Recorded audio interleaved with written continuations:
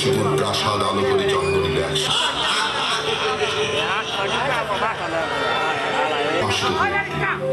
সেই শিশুর নাম প্রহ্লাদ, যিনি পরবর্তীতে ভক্ত শ্রী হরিনাম, শুধুই শ্রী হরিনাম জপ করে সে আমার সন্তান হয়ে আমার শত্রু হরিশ ওকে অগ্নিকুণ্ডে নিক্ষেপ কর।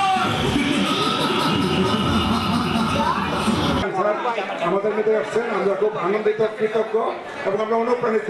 এই আমলাপাড়া স্যার একটু আমরা ফুল দেব, আমরা এক উদ্দেশ্যে সাপের ভবনে পাহাড়ের চূড়া থেকে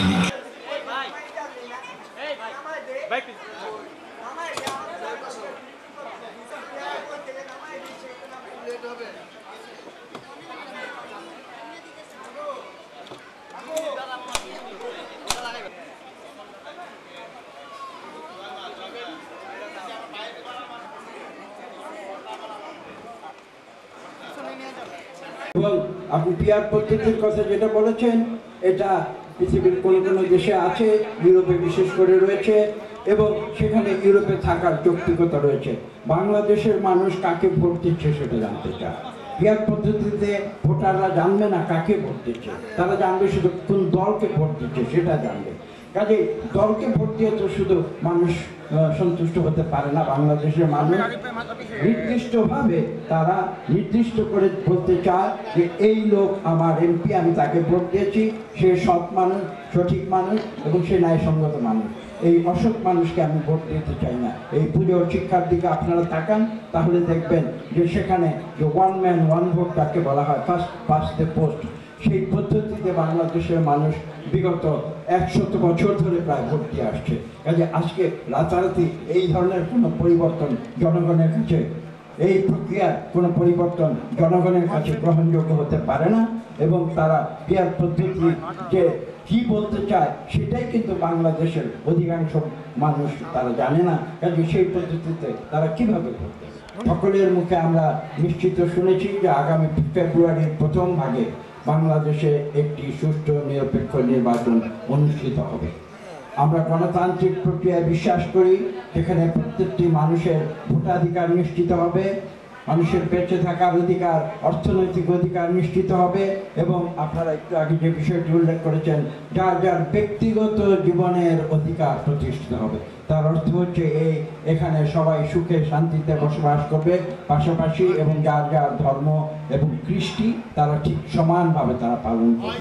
আমি বিশ্বাস করি আগামী যে নির্বাচন নিয়ে আপনি যে প্রশ্নটি করেছেন, এখানে কোনো আশঙ্কার কোনো কারণ থাকতে পারে না। আমরা বাংলাদেশ সৃষ্টি হয়েছিল গণতন্ত্রের জন্য, গণতন্ত্রকামী মানুষ এবং আমরা মানুষের সমান অধিকার, মৌলিক অধিকারে বিশ্বাস করি। সেই বিশ্বাসে আমরা যতক্ষণ অটুট থাকবো তখন বাংলাদেশের ঐক্য কেউ রোধ করতে পারবে। আপনারা আজকের এই পুজো, ষষ্ঠী পুজো, যে পুজোর যে আমরা আমাদের বাঁ দিকে তাকান, সেখানে যেটা দেখতে পাচ্ছি, আপনারা দেখুন, উপরে তাকিয়ে দেখুন, অসুরকে বধ করা হচ্ছে।